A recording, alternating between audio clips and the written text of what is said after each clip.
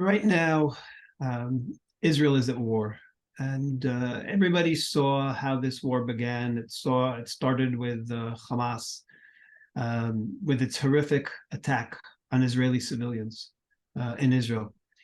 And there is a tendency around the world to divide the Palestinian population in two. There are the bad ones that are Hamas, and there are the good ones who are the Palestinian Authority, Fatah, ruled by Mahmoud Abbas, and the Palestinian population, who the world likes to believe is different than Hamas.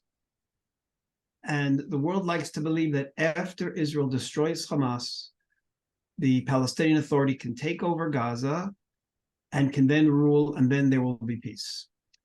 What I want you to understand, and this is what I'm going to show you from the Palestinians in their own words, how do they see it? Do they think that they're different than Hamas? Do they disagree with Hamas? Are they against the atrocities that Hamas did? This is what I want to show you this evening, and then possibly we can discuss at the end, where do we go from here once we understand what Fatah is and the Palestinian Authority is.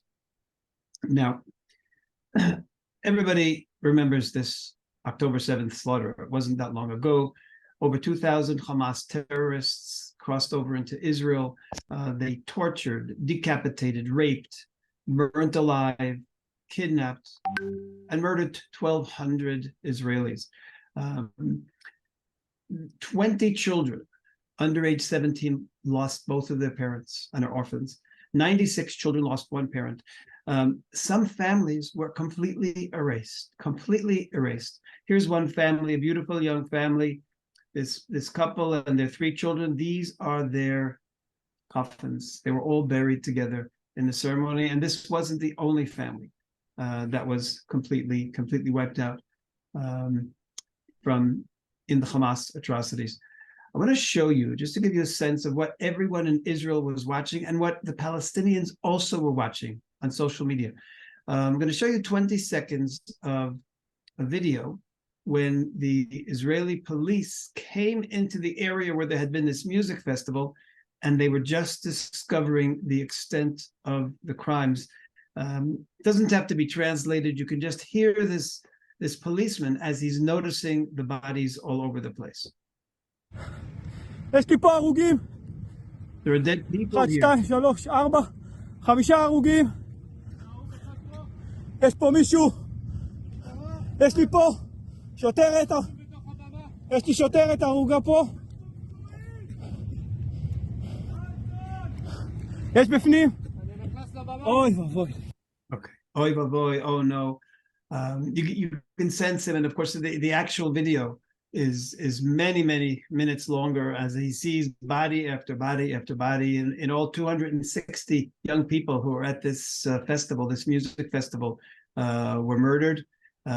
Many others were taken away and were raped and then murdered, and others were taken into captivity as hostages. So I'm showing you this because everybody knew this. Everybody knew what was going on, and yet I want to show you, how did the PA Fatah and the Palestinian population respond to the Hamas atrocities? Are they different? Did they say, this is not representing us? And I want to show you first, this is Fatah 24 hours after this happened. The morning of the 8th, everybody already knew that there were hundreds of people killed, raped, murdered. Listen to official Palestinian television, which is controlled by the PA.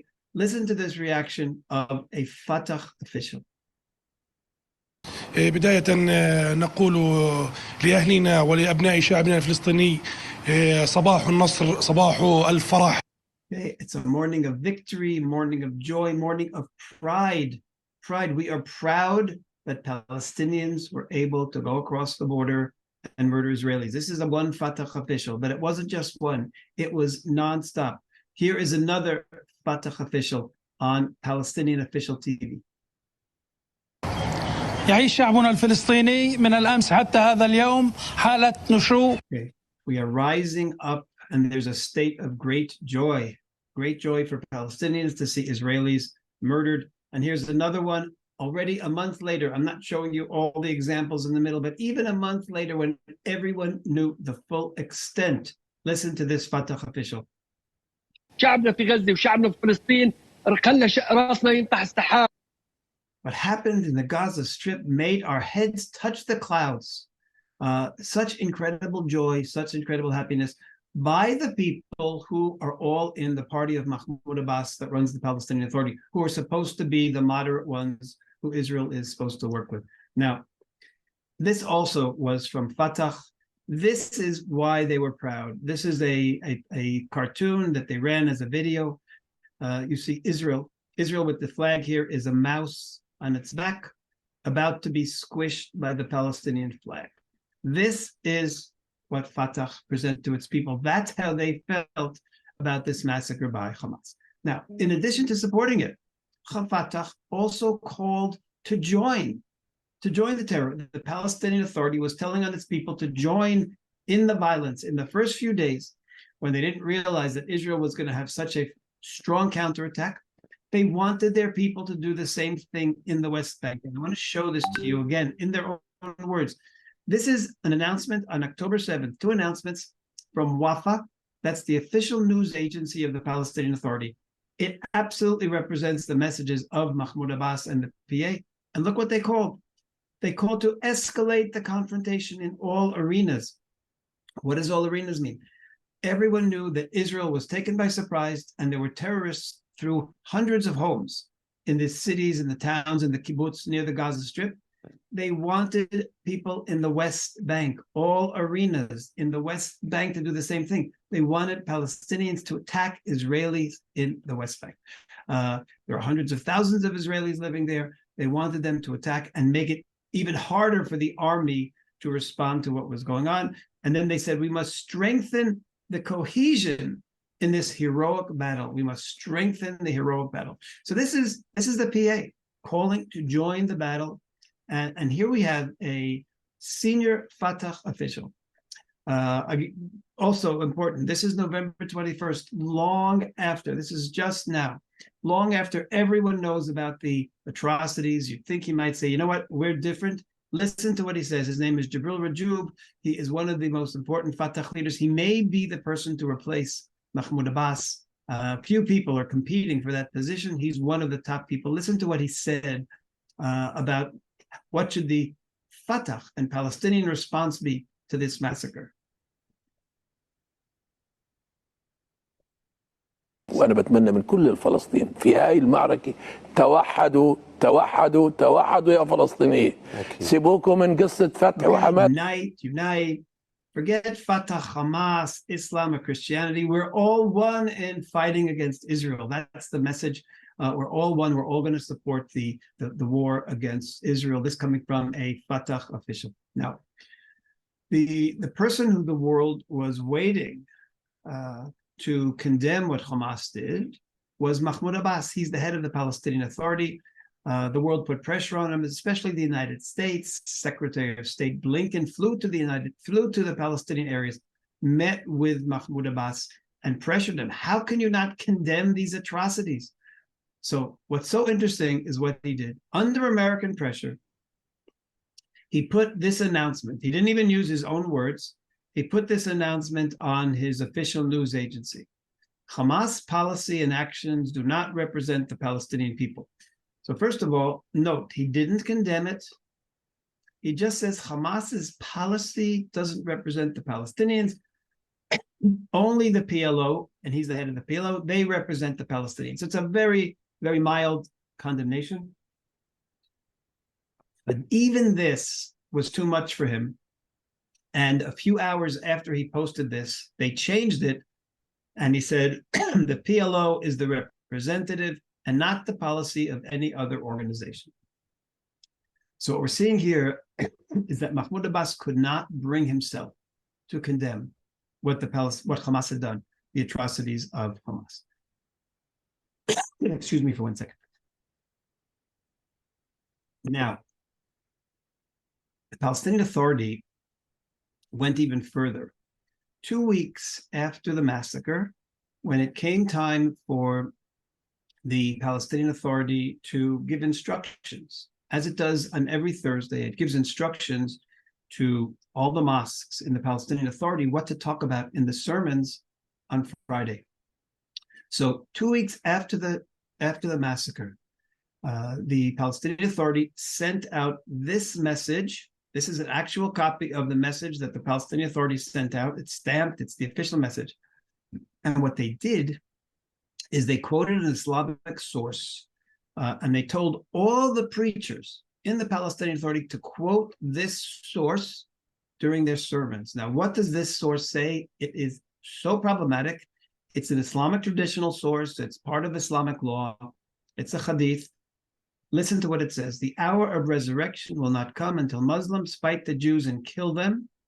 Jews will hide behind rocks and trees.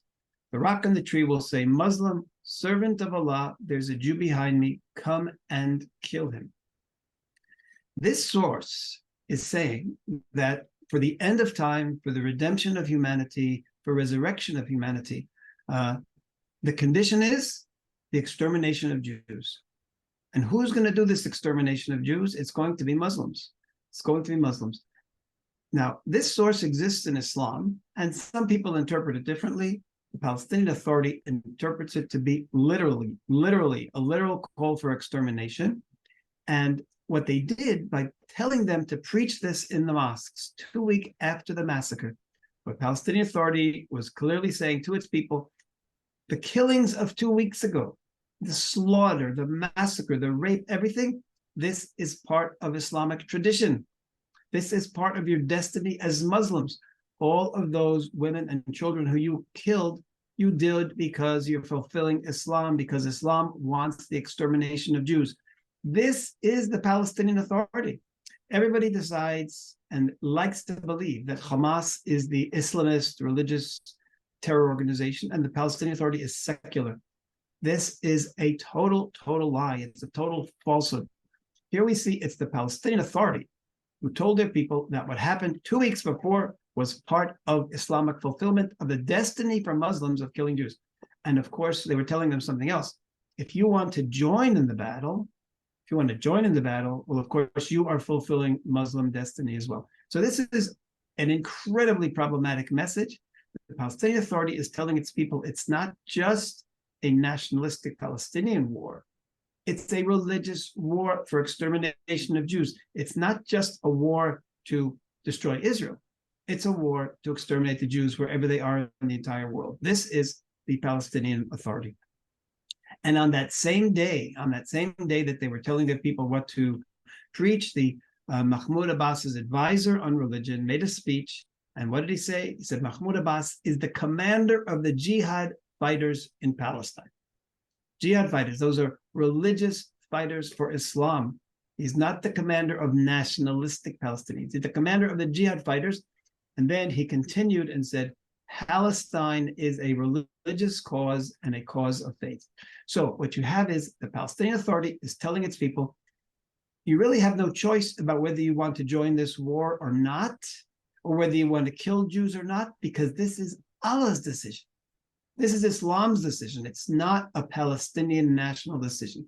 It is part of Islam. And this is a tragic escalation of the war. It's not now. They've been doing this for years, but this is the message that's coming now from the Palestinian Authority. Now, another aspect of Palestinian anti-Semitism, of course, this is the ultimate anti-Semitism. To say that Allah wants the extermination of Jews is the ultimate anti-Semitism. The Palestinian Authority has another anti-Semitism, though, and this explains why it is that Allah wants the extermination of Jews. Now, I want to show you what they've been teaching their people for years about Jewish behavior, and then I'm going to show you what they said just now since the war started. So this is a message that the Palestinian Authority has been telling its people for years. I'm going to show you one example. This is a speech or an interview with a researcher on official Palestinian TV.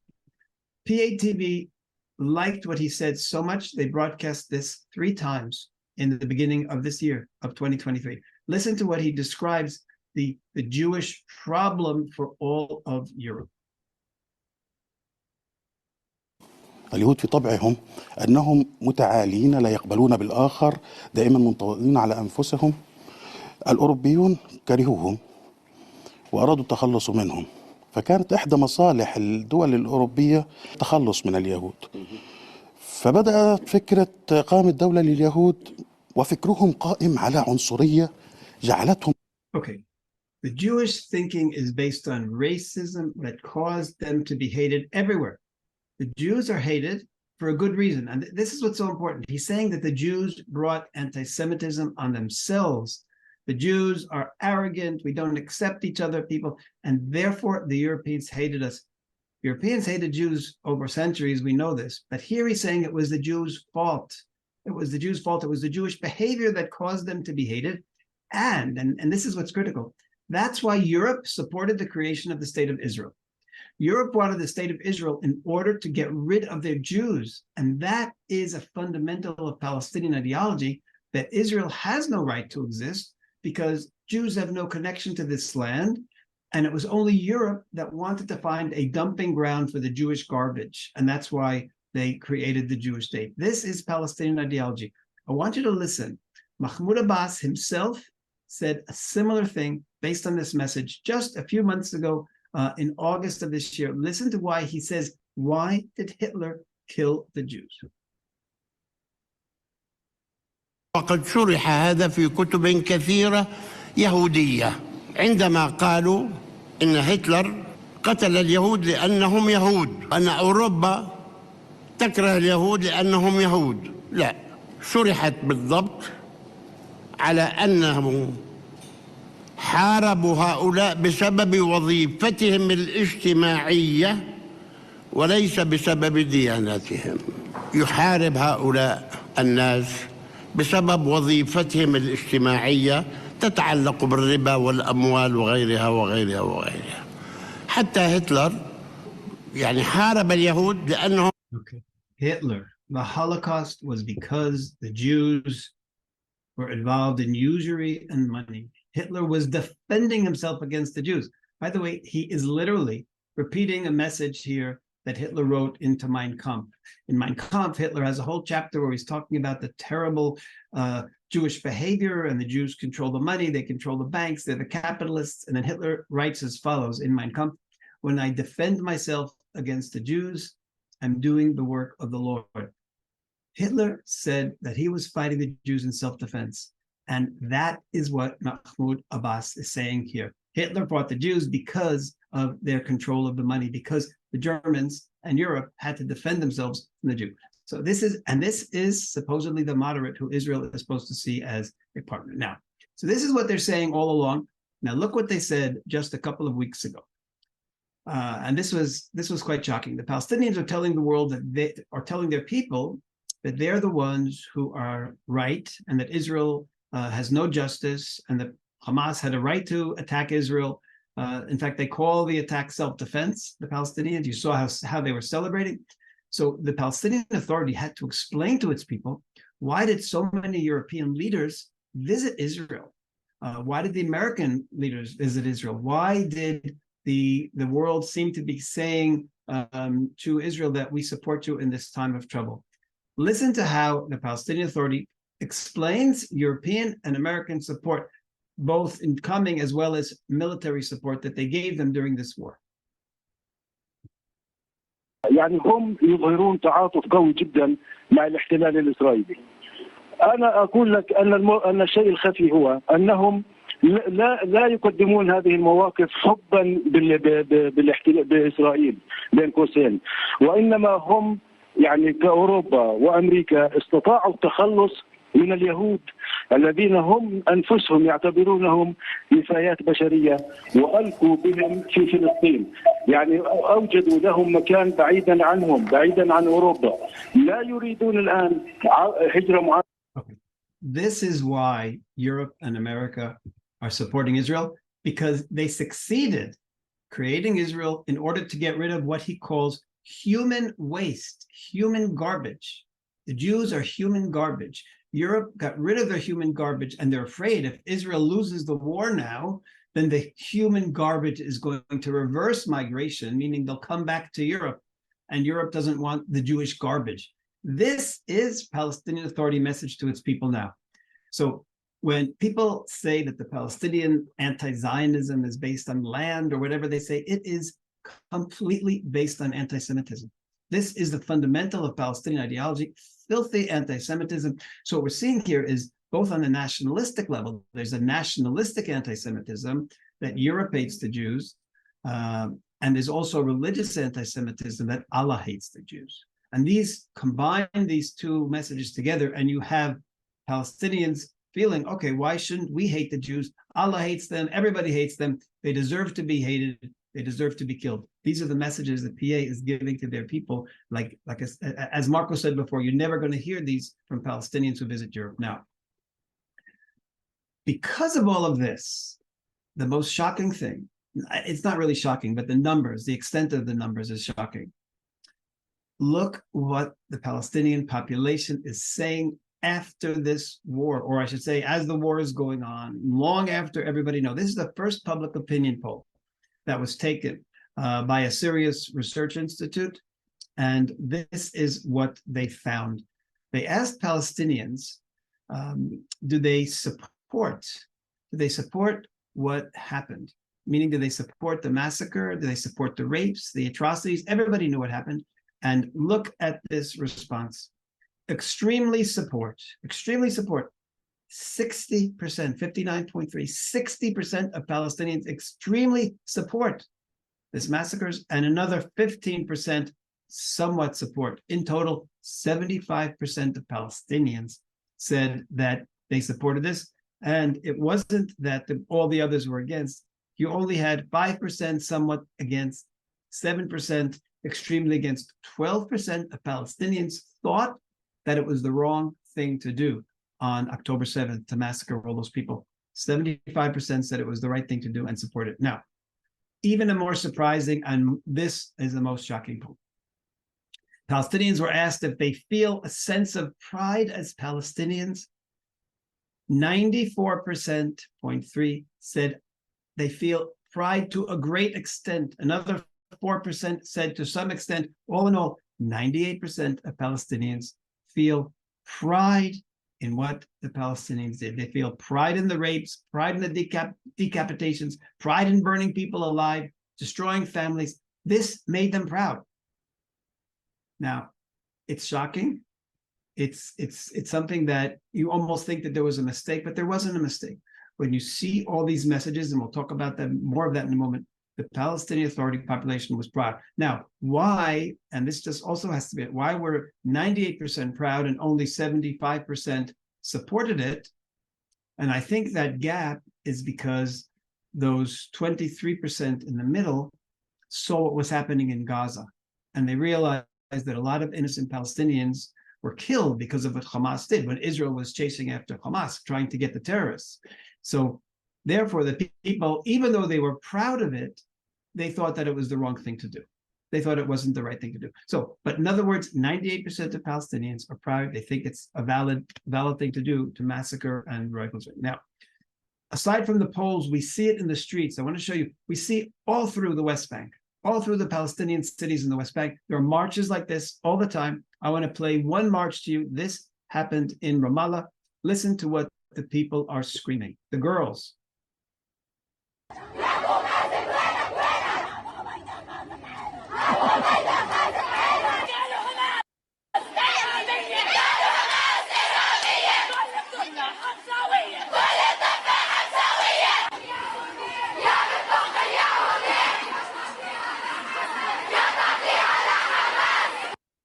Okay, whoever has a rifle, shoot a Jew or give it to Hamas. The whole West Bank at Hamas. These are the marches we're hearing all across the West Bank. Has been Hamas was always the more popular one, both in the West Bank and the Gaza Strip for a number of years. They've been more popular. Now their popularity has jumped through the roof. It's literally jumped through the roof. Everybody is proud about what they did.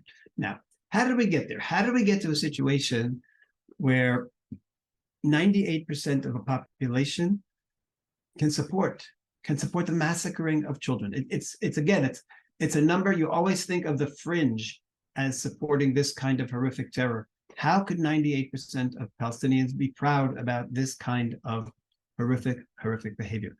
And it's basically years and years and years of promotion of hate and terror and all this demonization that I've been showing you examples up to now, and I want to show you some more examples as well.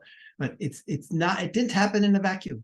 It's happening because of all these hate messages. Now, the first horrific message, in addition to what I've showed you, is when terrorists have killed in the past, the Palestinian Authority has never, ever condemned it. And this is the most important thing. The Palestinian Authority could not condemn this terror attack because they have never condemned a terror attack. And in fact, they've glorified terrorists, honored terrorists, and rewarded terrorists. And again, this is the PA who supposedly are the moderates. And I want to show you a couple of examples of this, just to show you to what extent the PA leadership goes. You have here the picture of 3 Israeli women. This is Lucy D, and these are her 2 daughters, Maya and Rina D. They were murdered on April 7th in a drive-by shooting. Just driving in their car, terrorists came, went in front of the car and murdered them. It took Israel a little over a month, 2 months, to track down the terrorists. Finally, they tracked down the terrorists and they killed them. The day that the 2 terrorists were killed, the Prime Minister, Mohammed Shtaya, of the Palestinian Authority, put the pictures of the 2 terrorists and the person who was hiding them on his Facebook page. And this is what he wrote: "Glory and eternity to our righteous martyrs." The Prime Minister of the PA feels that the murder of these 3 young women, his mother and her 2 young daughters, that makes them righteous martyrs. And it's glory and eternity. I mean, these are expressions that you'd think to someone who discovered a cure for cancer. Glory and eternity. No, this is to someone, these depraved murderers, the Prime Minister is calling righteous martyrs. And by the way, glory and eternity are secular terms. Righteous martyrs is a Muslim term. The word martyrs is shaheeds. Shaheed is a religious term. It means people who died for Allah. So what he's saying is these are glorious people and they are also blessed of Allah. Killing these 3 women made them blessed of Allah, according to the Palestinian Authority Prime Minister. Now, Mahmoud Abbas himself, earlier this year, when 2 terrorists were released from prison, they were both murderers. They murdered an Israeli. They first kidnapped an Israeli and then they murdered him. He was an Israeli soldier on leave. They kidnapped and murdered him. He called up the 2 terrorists the day they got out of jail, and this is what he told them on the phone. أنت وكريم قامات كبيرة بالشعب الفلسطيني، نفتخر فيكم وبنعتز فيكم وبنقول الله يعطيكم الصحة وأنتم نبراس. And this is the key. He says to them, you are role models of this nation, models of this people, icons of the Palestinian people. He's saying to Palestinians in the clearest terms, if you murder Israelis, you are role models. So why are we surprised when 98% of Palestinians are proud when their leader said that he's proud of these people who are murderers because they are role models for Palestinian people? Now, I showed you before that the Palestinian Authority said that the killings that happened on October 7th were part of Islam's plan for extermination of the Jews. That's what was meant by including that source. That source that Allah wants Palestinians to exterminate, or Muslims to exterminate Jews, has been on Palestinian TV and in their mosques for years. And I'm going to just show you one example here. This is a couple of years ago. First, he says, we have the pleasure of dying as martyrs. And then he said, the hour of resurrection won't come until Muslims fight the Jews and kill them, etc. The same story. We've heard it over and over and over again. Since the year 2000, we have heard this continuously on official Palestinian Authority television, continuously, meaning every year we're hearing it a number of times, for the most part, telling Palestinians that they have this Islamic obligation to kill a Jew. Every time you kill a Jew, you're bringing the world closer to redemption. Now, in addition to honoring murderers, the Palestinian Authority rewards murderers. And people are shocked at this, but this is something that we, my organization, Palestinian Media Watch, we discovered this in 2011. And I've actually visited Italian parliament and many parliaments and given the documentation about this, that the Palestinian Authority literally pays salaries to terrorists. This is a chart This is a chart that we made, but a similar chart appears in official Palestinian Authority law. And it says that if a prisoner goes to jail, a terrorist prison, the first 3 years he gets 1,400 shekel a month. That's about $400. The longer he's in prison, the higher his salary goes. Eventually, he gets about $3,500 a month. Now, why is that significant? The average Palestinian salary is less than $1,000 a month. So they're getting 3.5 times the average Palestinian salary as a reward for killing Israelis. Before this war, there were about 6,000 prisoners in jail. There were also about 8,000 or 9,000 released prisoners who continued to get salaries. All in all, the Palestinian Authority was spending about $300 million a year paying salaries to terrorists. And in addition, they pay rewards to the families of killed terrorists. So if a terrorist is a suicide bomber and he blows himself up and kills Israeli, he can't get the money, he can't get a salary, but the family gets a monthly payment for life. So with the 30 or so thousand terrorists who are dead and the 10,000 or so prisoners and released prisoners, the PA is spending $300 million a year. Now, with all the thousands of terrorists who are killed now, and there have been a few thousand terrorists killed, and there have been a few thousand, 3,000 or 4,000 terrorists at least already are captured, you're talking about a massive drain on the Palestinian Authority budget. And what are they going to do? They're going to come to Europe. They're going to come to the European countries, to the EU, the United States. They're going to say, we have such a terrible budget deficit. We can't pay our teachers. We can't pay this. We can't pay that. Why can't you pay it? You can't pay it because $300 million a year now going to reward terrorists. And by next year, it might be, I don't know how many millions and millions of dollars more that Palestinians are going to be paying to reward terrorists. But the principle is clear. The Palestinian Authority is rewarding terror, literally rewarding terror. And that's why the population also thinks that terrorism is the right thing to do. Now, I showed you in the beginning the picture of the family, of the 2 parents and the 3 children who were killed in the Hamas atrocities. Take a look at this chart, this poster that we prepared. It's not the first time that a whole family's been wiped out, or 5 members of a family. This is 5 members of a family. Ruth and Ehud Fogel and their 3 children were all murdered in their homes, not in the Gaza, but in the West Bank. The people who did the murder were Amjad Awad and Hakim Awad, 2 cousins. You know what the Palestinian Authority has done since they've been in jail? They've rewarded them with almost $300,000 for this murder.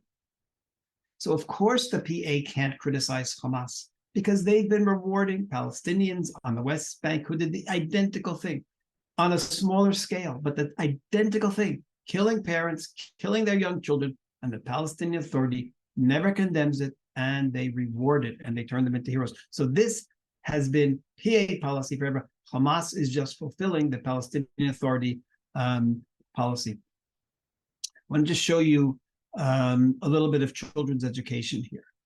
We've done reports in Palestinian school books since the year 1999. We've done reports in Palestinian school books, but I want to show you a different kind of education. I want to show summer camp education. When we think of summer camp, we think of going and playing football, playing basketball, swimming, racing. Look at what Palestinian children had this year in the Palestinian Authority summer camps. So first of all, the summer camps were named our martyrs, those people who died for Allah. They are moons and not numbers. Moons meaning they brighten up the sky. They are moons and not numbers. And here we see 65,000 Palestinian children participated. And here, Jibril Bajoub, who's the head of the Sports Authority, says, what we mean is that they are stars. They are the elite. The martyrs are in our hearts. These are all terrorists who were killed fighting Israel, and they are said to be the elite. So all the summer camps were named moons and not numbers. And look at what they do in the summer camps. All of these things are broadcast on television. One girl says, my sister is martyr so-and-so. And he says, my friend is heroic martyr so-and-so. And he says, I'm the friend of martyr so-and-so who died as a martyr so-and-so. And our martyrs are moons.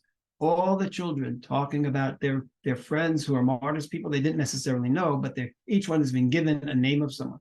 And then they made the children even identify more with the terrorists. They gave them each a number. I am martyr number 25. I'm martyr number 28. I'm martyr 64. So that this summer camp was all about teaching terror. To look at the ages of these children. These are kids who are under 10. And they're being brought up to see terror as something normal for them, as something that they should be aspired to, because they are supposed to see themselves as future martyrs. Now, here's an example of some of the more active training. Again, this is summer camps of the Palestinian Authority this year, and these videos Fatah put on their Facebook page for all their 300 or so thousand followers to see.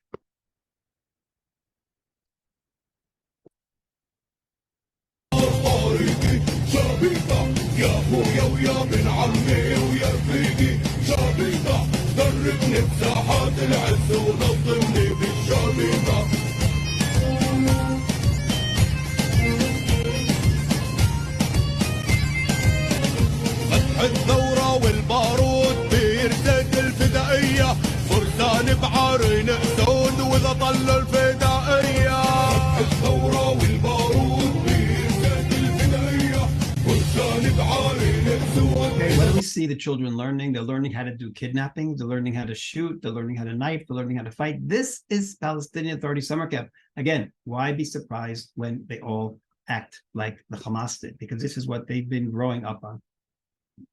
Now, one of the really shocking things that we've seen, I've showed you that the whole summer camp was promoting martyrdom. There could be nothing worse than telling a child that your destiny is not to live and not to have a family and not to have a profession and not to grow old, but your destiny is to be a martyr because you are just ammunition. And this is what Fatah told his children. They put this poem on their official Facebook page. And I want you to listen to the message here that they're giving to Palestinian children. بهية تحمل الهدية نظر إليها فإذا بها بندقية صاح بأعلى صوته يا أمي يا أمي ما هذه أهذه هي الهدية ضمته إليها واحتضنته بيديها وقالت يا بني لم نخلق للسعادة فأنت في نظري مشروع للشهادة فالقدس لنا وسلاحنا إسلامنا وذخيرتنا أبناء. Okay.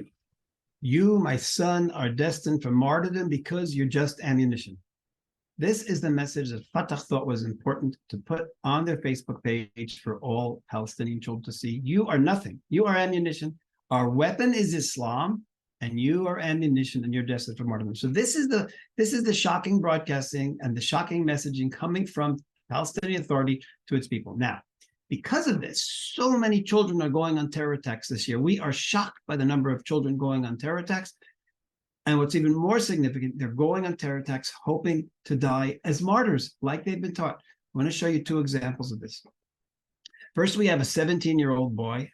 I say 17-year-old boy. Look at him. He was a member of the Islamic Jihad. Why is Islamic Jihad? It's bad enough to be a terrorist. Why are you taking children? But that's what they do. They take children because when children are killed, it looks bad for Israel. So this is a 17-year-old terrorist, and he was killed fighting Israel. Now, the Palestinian Authority in their official newspaper put this cartoon in after this boy was killed, Majdi Arawi. And now here on the tombstone, it says, Majdi, the martyr, Majdi Arawi, he achieved the most respectable shahada, meaning the most respectable martyrdom. It's a play on words. Martyrdom, the word shahada means martyrdom or matriculation certificate from school. So it could mean he either graduated school or he died for Allah with the same word. So he achieved the most respectable martyrdom. In other words, dying was more respectable than getting the certificate from school. That's the message. And then they made it clear. You see the text over here? They wrote the following: will the successful one, here it says, will the successful one, and then they crossed out the word successful one. And then they wrote, the revolutionary raise his hand. And then he's raising his hand as a victory. I died as a martyr. That's the victory that they're saying here.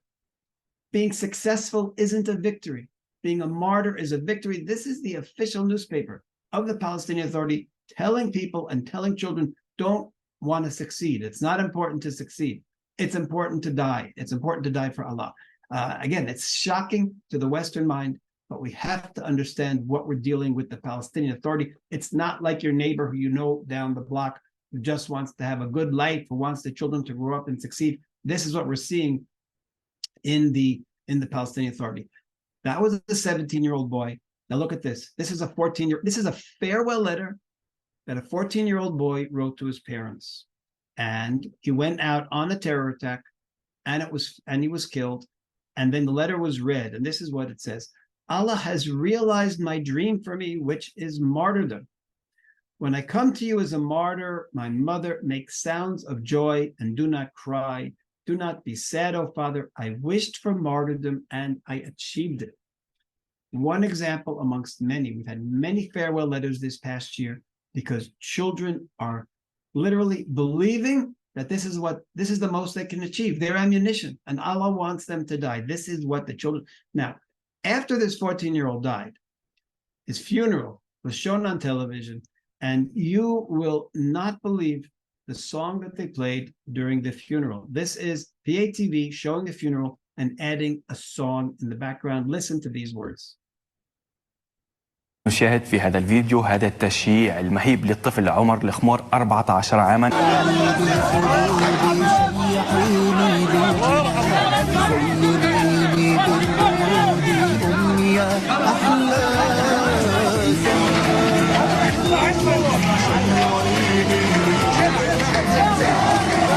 Decorate me with roses, my mother. This is the most beautiful time. There's no mourning here. This is a beautiful time. Decorate me with roses, repeating it. Accompany me to eternity. Accompany me to paradise. This was something wonderful that happened. It's being presented as a positive thing. So this is how the death of a 14-year-old is treated. Now, the final thing is, look what's happening now in the Palestinian Authority with the released terrorists. I'll just play a few seconds of this. This is one of the terrorists who was just released 2 days ago. And she is a member of a family with 4 sons who are in prison. They're all associated with Fatah. Again, that's the moderate party. But look what's happened in the Palestinian Authority. She gets out of jail, and listen to what she says to the cameras after she's released.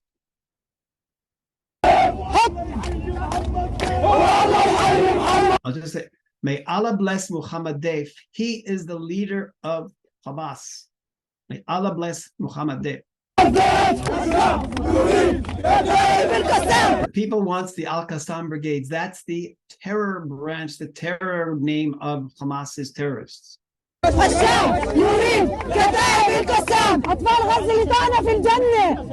of the Gaza Strip, she lives in the West Bank. Children of the Gaza Strip, we will meet you in paradise. We'll meet you in paradise. The victory is yours. All of this. The West Bank, if it wasn't supporting, as you saw in the polls, if it wasn't supporting Hamas before, they're all switching over now to support Hamas. Why? Not because the ideology is so different. You see, the Fatah ideology is the same, but Hamas is doing it better. Hamas is killing more Israelis, and Hamas is getting them out of jail. Therefore, support Hamas because they are the better ones. So, what's the solution to Gaza Strip? And this I opened with this question in the beginning. The world is already putting pressure on Israel. You should destroy Hamas. They did these horrors. They are a terror organization. The same way ISIS had to be destroyed, Hamas has to be destroyed. But afterward, they're saying, hand this over to the Palestinian Authority. And what we're showing you, and what I'm showing you, and when you listen to what they tell their people, it's absolutely impossible. They are not the solution. The Palestinian Authority who was in charge of all the education in the Palestinian Authority. They're in charge of the education, by the way, in the Gaza Strip as well. All the school books everywhere are their school books. All their messages is theirs. They literally, the Palestinian Authority created Hamas. They didn't mean to, but they've taught all these hate messages and martyrdom messages and killing messages. And then people reach 18 and they say, wait, Hamas is doing it better. I'm going to leave and I'm going to join Hamas. The PA created Hamas. They cannot be the solution to this. Now, I just want to show you one more thing before I open up to the discussion. European responsibility. I have been showing this material in European Parliament. I've shown it in Italian Parliament a number of times. I've shown it in parliaments all through Europe, and I've showed it in the American Congress, and I've actually showed it in Australian Parliament. The world has known this for many years. The world has known this for many years. Why did the international community continue to fund the Palestinian Authority? Why does the European Union still today to give over 300 million euros to the Palestinian Authority? Why is the United States going out of its way to give them hundreds of millions of dollars through all sorts of complicated ways, because it's actually against American law now? So my message to all Europeans and to any country that's supporting the Palestinian Authority is that you have to recognize who you're supporting. By giving the Palestinian Authority either political support or financial support, you are supporting an organization that believes that they have to participate in the extermination of Jews. You're supporting an organization that believes that they have to participate in the destruction of Israel. And you're supporting an organization that has led a population that 98% of them believe that murdering and raping and decapitating and burning people alive is something that makes them proud. We have to find another solution, not the PA. Thank you for that extraordinary presentation. Itamar, indeed, I would like to invite people to ask questions. So feel free to do so in chat mode. Per chi avesse delle domande da fare, potete farle nella chat qui che abbiamo, per cui credo che ci sia non poco sul quale I believe there's quite a lot upon which we can indeed reflect here. Indeed, Itamar, a thought occurred to me that the PA has been in power for longer than the Nazi regime in Germany. Okay, and it's difficult for me to see any qualitative difference between the Nazis and the PA. Indeed, I would say that the PA go even further, because they make no attempt at all to conceal their hatred and conceal their intentions, whereas the Nazis did. I absolutely agree that the fundamental ideology that the Jews are the world's misfortune, to use Hitler's terminology, and to use the Palestinian Authority, the Jews are the world's garbage, who are causing all their suffering. Both of them agree that the world will be a lot better off and will be saved, literally, by extermination of the Jews. The Nazis had a country, and the Nazis had Germany behind them, and the Nazis were able to succeed. The Palestinian Authority has to deal with Israel, and therefore they won't succeed. But every once in a while, we have terror attacks that are horrific, like we did. But you're right, the driving force is this same ideology. So obviously, I think we need to impress upon our viewers here that the European Union has been, to a great extent, a facilitator and a provider of sustenance for the PA, and it should be called to account. I think we need to impress this upon our viewers here. That's absolutely correct. None of this could have happened without the European Union financial support. I know the first time that I presented in European Parliament about the content of Palestinian school books, I'm pretty sure it was in the year 2000 or 2001, because I remember I was talking about the new school books. After our first report in 1999, they had made some changes. And I remember I was in the European Parliament talking about the slight technical changes that they had done in the school books. So Europe's known about this, and they've known about the television and the hate messages. And since 2011, they have known about the salaries of terrorists. They've known since 2011, because I went parliament to parliament and to EU, showing them the documentation, showing them what we discovered. And in the end, the Palestinian Authority didn't deny it. And because they're proud of it, as you say, they're proud of it. They're proud that they reward these people. So Europe bears responsibility for supporting the Palestinian Authority, for creating the Palestinian Authority, and in a sense, they bear responsibility for 98% of Palestinians supporting, or say, being proud of this kind of a massacre. Indeed, and you rightly point out that that the Europeans have been funding this, but this is to a great extent unbeknownst to the European people. They have indeed been conceding, because obviously you have brought this to the attention of various governments and parliaments, but there seems to be a deliberate effort to conceal these from their constituents. And the media, of course, we know full well has never reported on what you have managed to collect all this, and it has been a lot of what you have shown us this evening is in the public domain, but they deliberately neglect to face this. Right. The European leaders repeatedly say in defense of the Palestinians, they say, "Oh, Palestinians are angry with Israel. There's terror against Israel." Because of the occupation.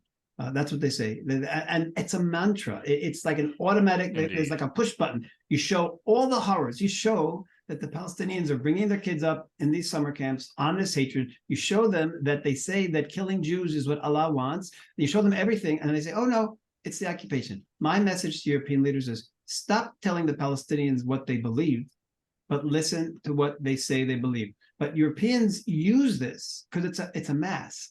Once you say it's an occupation, then it makes the Palestinians the victims. And if they're victims, they can do terror every once in a while. They can report their terrorists. That's why the Europeans do it, because it wants to turn the Palestinians into victims. The Palestinian Authority, if they are victims, and they probably are, they're only victims of their own leaders. Hamas, people in the Gaza Strip were victims of Hamas, and the Palestinians on the West Bank are victims of the Palestinian Authority. Israel has not been responsible for the suffering of anyone. Indeed, that's patently true. Let's see. I have a question here that's coming from our friends. I'll translate it from Italian. Israel is currently under investigation from the point of view of international law. Are there any open investigations against that? What Hamas has done on the 7th of last month? Are there any open investigations, let's say, in the forum of international law? No, there's nothing that has yet reached international law against Hamas. I think Israel. Certainly, Israel will not start an international investigation because it's meaningless. We don't trust these international institutions, unfortunately, because they've been proven to be completely political and not deal with reality. But we also plan on destroying Hamas. So that's what the leadership has pledged. The same way the Western world pledged to destroy ISIS, Israeli leadership has pledged to destroy Hamas, and they will. The people will not allow them. So we don't care about by the way, the ridiculous thought that Israel is being brought to an international court because of what happened. Under international law, Israel has the right and the obligation to go and fight after Hamas. And if they are hiding amongst civilians, it's tragic for the civilians, but it's not Israel's responsibility. It's Hamas' responsibility. Indeed. Hamas is responsible for every Israeli who's been killed and for every Palestinian who has been killed. Indeed. I feel that Palestinianism is a tragedy also for these people whom they purport to represent, and indeed for those whom they've brainwashed over the years. I think people fail to realize the poison that Palestinianism represents. Do you feel, have you been following what's been happening in Europe recently with all the demonstrations there and the havoc that's been caused in many European capitals on these pro-Palestinian marches? Can you give us your views on that?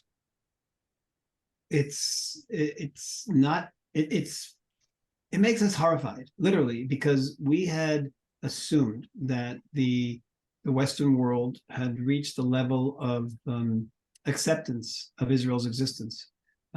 We've existed as a state since 1948.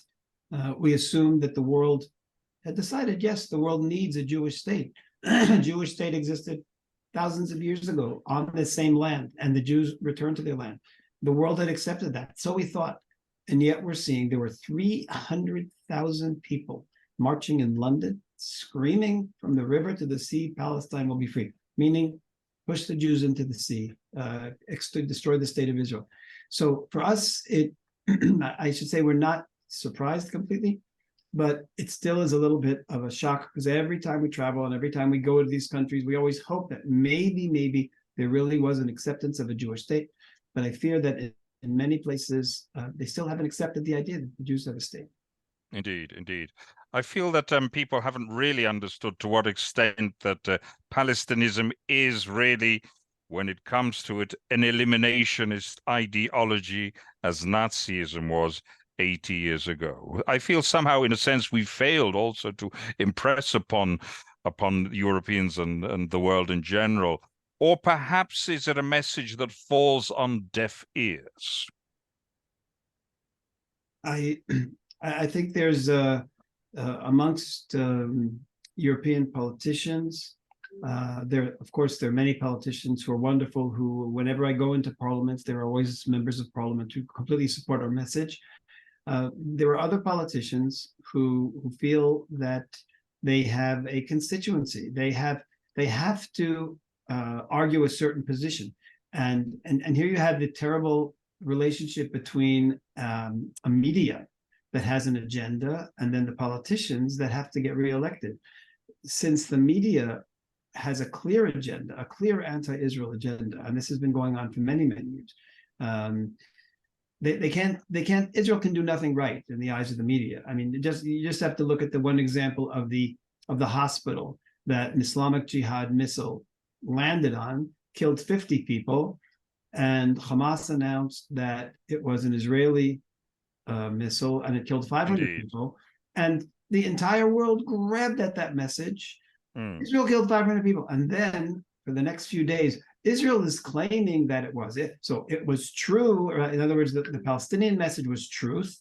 Israel's claiming the opposite. And finally, some of them, days or a week later, finally announced, oh yes, it really was. But you had to twist their arm.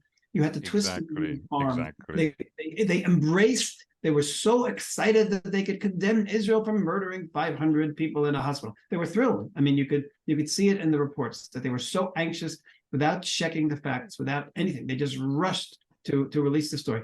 For us, that's very important to know. We know that there is no truth in this kind of media, and of course you have some of the top media outlets in the world, such as BBC, who are very actively, have an agenda that's clearly anti-Israel.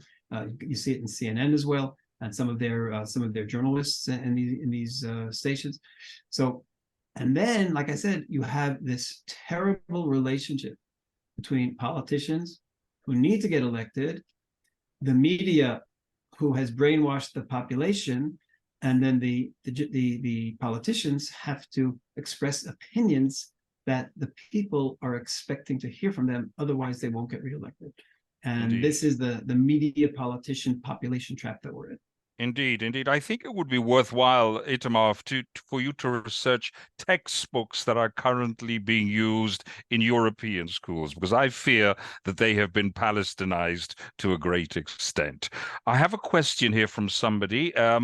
What solution do you propose for the Gaza Strip at the end of the conflict?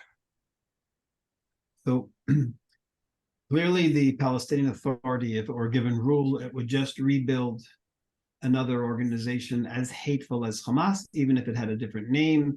They don't know how to educate differently other than with these messages. So it can't be the Palestinian Authority.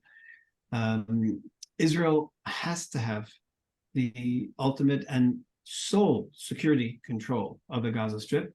Again, the shock for our country of the murder and the rapes and every day there are more testimonies coming out, and this is never going to be forgotten. This is going to be a date in our calendar we will remember and memorialize every year. Because of that, we cannot compromise. We cannot say, oh, let's give them another chance. No, we're not giving them another chance. We gave them a chance since the Oslo Accords were signed in 1993.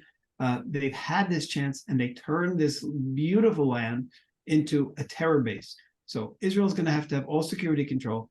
And what I've been telling Europeans is the same way that the Western powers were completely in control of Nazi Germany after World War II, and they were in control of the education. That's the solution here. you have to have Western governments come in, and they have to be responsible for education. They have to be responsible for summer camps. They have to be responsible for everything, so that the poison that infected this current generation and these youths will possibly be drained from their system in 10, 15, maybe 20 years of a different education. But it cannot be Palestinian Authority ruled. Indeed, indeed. I think it is patently clear, and you've reinforced the concept that the PA and Hamas are two sides of the same coin. Yes, they have differences about religious practice. They also compete for political power. But when it comes to Israel, they both say the identical messages: Israel has no right to exist, and Jews have no right to exist. Indeed. Indeed. I think there is a window of opportunity I think many people have seen the absolutely abominable demonstrations by the pro-Palestine let's say fringe, but I'd hardly call it a fringe. I think a lot of people have been shown a revulsion towards this organization because they're beginning to see the true face of this organization. In fact, I indeed believe that Palestinism is the retrovirus that's weakened the European immune system, facilitating the entry of jihadism into Europe. Well, Europe, of course, has growing problems, as we know, of Islamism. You possibly are right that it was Palestinianism, and the support and willingness to ignore Islamism that enabled them to welcome in these forces of radical Islam without ever possibly properly vetting, without ever checking what they believed, these people who are coming in. Look, you see it in, I don't have to tell you, the Europeans, you see what's going on in the countries that have large Muslim populations, where women are afraid to walk out in the evening, where rape is becoming, or has already become, a nationalistic Islamic attack on Christian girls. So every country has a different scope of the problem, but you're right. Europe has opened the door to its own problems, and as the populations grow of this radicalized Muslim population, it's going to get worse and worse. Given that, I might point out that one of the most wonderful Muslims who I've met over the years is Sheikh Abdallah Palachi, who is of the Italian Muslim community. Indeed. Yes, I'm familiar with him, yes. He interprets Islam very, very differently than the Palestinians do. He interprets it differently than all of these masses who are, who are rioting through the streets of Europe against Israel. And he, in fact, says that, and he shows the sources when he speaks, he shows that Islam really recognizes Israel's right to exist, that because the Quran actually anticipates the Jewish people coming back to their land. So it doesn't have to be that Islam is a problem, and Islam is, but when the religious leaders or the political leaders use Islam the way they're using it, we end up with the tragedy that we have. And if only Sheikh Palachi would have more power and more support and get his message, maybe we could, turn these Muslim communities into communities that are willing to live beside Jews and Israelis. Indeed. In Israel itself, we do, however, that there is a significant component within the Muslim community that volunteers for military service as well. I think in fairness, we have to point that out. It is increasing. In Israel? You mean in Israel? Yes, yes. Absolutely. Look, something very significant happened in Israel. Right after 2 weeks after the horrors of October 7th, a poll was taken amongst Israeli Arabs, and the poll found a tremendous jump in identification as Israelis. A tremendous jump. I think it went up to 70% of Israeli Arabs identified more strongly as Israeli Arabs. In other words, what happened was, for a certain period of time, they the Palestinian Authority was trying to draw them away. Once the Palestinians showed these true colors, what it's really about, what they really represent, the Israeli Arab population said, that's it, no more. We are living in a democracy called Israel. We care about this country, and we're not going to let ourselves be drawn into support for this kind of horrific thing that we completely reject. And I think Israeli Arabs, by and large, by and large, I'm saying significant numbers, completely rejected what happened. We have, look, in Israel, for years, Israeli Arabs are blended into the population. We have hospitals filled with Israeli Arab doctors and nurses. We have hospitals that are run where the director general of the hospitals are Muslims. We have a lot of Muslims in the army who volunteer, and we have all the Druze in the army who don't volunteer because they asked in the early years of the statehood, the Jews asked to be a part of the army and to be drafted like every Israeli citizen. Last week we had 2 Druze who were both killed in the fighting in Gaza, 2 Israeli Jews, and one of them, who was an officer, his father was a lieutenant general in the army right now, in the Army Reserves, and the 2 of them were in the army together fighting against Hamas, and they actually had a radio contact which was recorded, which they played unfortunately after his tragic death, where you hear his father, the father talking to the son in Hebrew and wishing him good luck, and the son wishes the father good luck. But this is a significant position. These are Druze, and they are lieutenant general in the army. And by the way, the grandfather was also a lieutenant general. In other words, within the Jewish community, there is pride in being Israeli citizens, and the Israeli Arabs, many of them likewise, are proud to be Israeli citizens, and we have to hope that the numbers of Israeli Arabs will grow. The numbers of those who are proud of their Israelihood will continue to grow. Indeed. Have a couple of questions here concerning the extension of the ceasefire. Do you think it represents a danger for Israel? The extension of the ceasefire definitely represents a danger for Israel, because it's not just a ceasefire. We're allowing in hundreds of trucks filled with gasoline, of which I'm sure some of it is going to Hamas. Israel we unfortunately have our backs against the wall. We have women, children, babies. We still have 3-month-old babies who are still in prison. We're still hostages by this monstrous Hamas. Israel I think in general, the majority of the population is saying, okay, we will be willing to endanger ourselves it's not a lethal danger. It's a danger more for those individual soldiers who are going to have to fight against these newly armed Hamas terrorists. But the soldiers and the people are saying, yes, we will take that risk. We want to get our women, children, and men home first, and then we're going to go back in and do what we have to do. And even if it's a little harder and a little longer, but we have to save our people. Indeed. I have another question here. What is your assessment of the situation on the northern border? It seems to be the case that Hezbollah and Iran were not notified by Hamas that they were about to do this invasion of southern Israel. And in response, Iran and Hezbollah sent angry messages. On the other hand, Hezbollah can't be seen as doing nothing. So Hezbollah is doing a sort of symbolic bombardment of Israel from the north. It's symbolic. It's horrific. We've lost people. People have been killed, and I can't remember the exact numbers, but hundreds of thousands of people had to leave their homes, both in the south and in the north, while this war continues. But apparently, neither Hezbollah nor Iran wants this to be turned into a major confrontation with Israel. Now, Israel has to make a decision.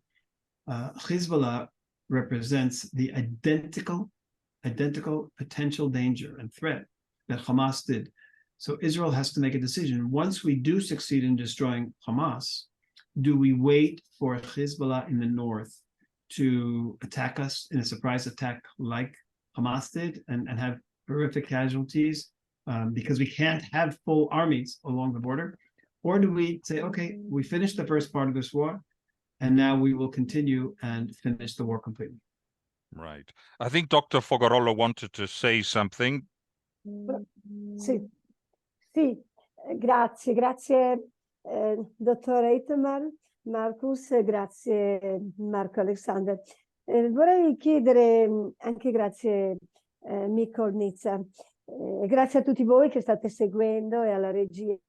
Volevo chiedere una cosa, ma visti i risultati degli accordi di Oslo, che sono risultati drammatici e violenti, come mai ancora presidenti, come il presidente degli Stati Uniti Biden, ha riproposto la soluzione nella divisione di Israele in 2 stati, Gerusalemme capitale? Come mai questa cecità politica e come mai queste proposte che ormai sappiamo che è impossibile che possa esistere una divisione di Israele in 2 stati? Già quei territori ceduti con gli accordi di Oslo, come abbiamo sentito anche ora, sono stati fallimentari, totalmente fallimentari. Perché nazioni come gli Stati Uniti o altre nazioni propongono questo? Sembra che non comprendano la difficoltà di Israele e non vogliano comprendere che la soluzione dei 2 stati non potrà esserci se non con la distruzione di Israele. Esatto. Itamar, Dr. Fogarolo was asking, in light of the disastrous results of the Oslo Accords, why do great powers such as the United States fail to see that the 2-state solution is not a solution? Why do they keep on peddling the same old mantra of the 2-state solution? Can they not see the difficulty in which Israel is at the moment, and the idea of a 2-state solution being a ludicrous one? Yes, so I think anyone who's reasonable recognizes there cannot be a 2-state solution.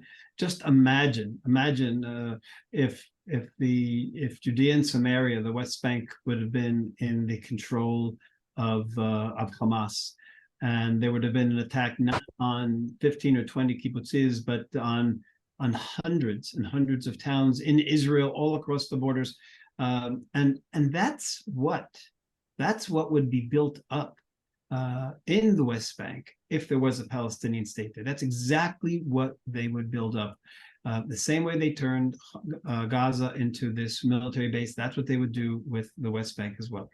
By the way, the last time that they almost had elections, 2.5 years ago, there was almost elections in the West Bank and Gaza, all for Palestinians. And a month before elections, Mahmoud Abbas canceled them because it was clear that Hamas was going to win the elections, both in the West Bank and in the Gaza Strip, and that Hamas was going to have the presidency of the Palestinian Authority, the prime ministership, run the parliament, and run the government. So that in Judea and Samaria today, West Bank, we would have had Hamas. We wouldn't have had the PA, and Hamas would have done, in terms of preparations of terror, exactly what they did in Gaza. So we cannot ever, since we can never be sure that there won't be a Hamas ruling the West Bank or the equivalent of Hamas, there can never be a 2-state solution. Why does the United States continue to push this? Why do the Europeans continue to push this? I think it's because they're looking for not solutions that'll work. They're looking for solutions that will seem on paper like a solution, create a Nobel Prize. Who knows what they want? But it's clearly not being driven by a rational recognition and realization of what we're dealing with the Palestinian population. Indeed. Dr. Fogarolo, have you anything to add? Stringo. So I just want to preface what Dr. Fogarolo said. She is, of course, a professor of history at various Italian universities. And indeed, what her preoccupation, her concern is that we need to dispel the myth of Palestinism as being something of a legitimate narrative. What can we do about that? Because I think it really gets down to that. We need to dissolve this fictitious narrative. The Palestinian Authority has succeeded in convincing a lot of the world that there is an ancient Palestinian population.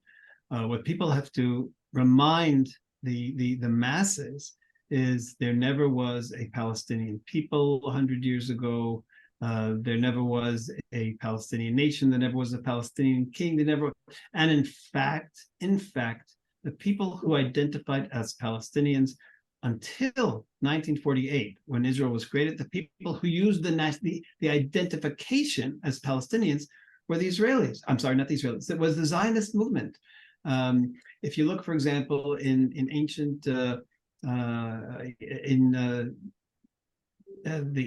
different organizations that were in Israel that were in the land of Israel before Israel was created, you had the Palestine Post, which is an Israeli newspaper today, the Jerusalem Post. You had the Palestine Patash organization. You had the Palestine Symphony Orchestra. All of these Palestine the Palestine World's Fair, and the Palestine World's Fair the pavilion, the Palestine Pavilion at the World's Fair was a Zionist pavilion. So the ones who identified, and in fact, you had the Palestine international soccer team, Indeed. which was a Zionist. Jews were participants in that team. So all of Palestine meant Zion. Now, it's like if you lost your identity card and someone took your identity card and said, okay, this is me, and I'm going to steal your history. That's what happened. We dropped the name Palestinian from our identity. Palestinian Authority decides, and Yasser Arafat decides, hey, this is a good idea. Why don't we claim that we are the original Palestinians, and that we'll go back in history and say their history is ours. We will go all the way back thousands of years, and we'll even claim that Jesus was a Palestinian, Mary was a Palestinian, everything that happened was Palestinian Arab. That's what they've done. So it's a farce. Historically, it's a farce, and this is what has to be explained. There was an article once in the official Palestinian newspaper where they admitted this, essentially, because they wrote, in 1965, our people was without a national identity. And then they write, but the military activities, and they were taking pride in the Fatah terror organization, the military activities of Fatah over the years made people get their identity back. In other words, having terror in the name of Palestinians made the local population of at that time, it was the West Bank under Jordan, made that population feel Palestinian. Again, this is such an important thing. What made the Arabs of the West Bank under Jordan feel Palestinian was terror in the name of Palestinians. This who said? The Palestinian Authority. So after years of terror, the Palestinian population felt they were, hey, we must be Palestinians. People are killing Jews around the world in our name. And then eventually the world got tired of dealing with truth. And they said, you know what, we'll also accept that you're Palestinians. And then Israel really got tired in 1993, and we did the same thing. We said, okay, let's accept that you're Palestinians. Of course, it's a farce. And this truth has to be exposed now, because we realized by not exposing the truth and going along with this game, look at the horrific situation that we've created. Indeed. Indeed. Ed, I think our time has finished for today. We've run out of time for today. I think on behalf of everyone, on behalf of all of us, we have to thank Dr. Marcus for his wonderful presentation. I believe it'll be a real eye-opener for many of our viewers today.